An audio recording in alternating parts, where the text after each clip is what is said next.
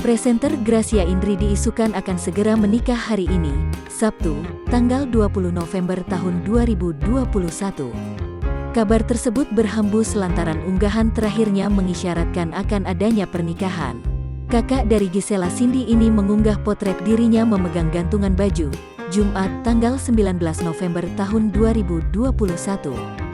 Jika diperhatikan lebih dekat, pada gantungan baju itu tampak gaun putih berbahan teal. Bagian bawah gaun diletakkan pada kursi yang berada di depannya. Sementara itu, pada kursi lain terlihat penutup kepala alias veil yang menjuntai. Dugaan Gracia Indri akan menikah makin terlihat dari captionnya. Wanita 31 tahun itu menyebut jika esok, hari ini, Red, adalah hari besarnya. Ia juga meminta doa agar diberikan kelancaran untuk acara hari ini. Get ready for my big day tomorrow. Doakan semuanya lancar ya teman-teman, tulis Gracia Indri.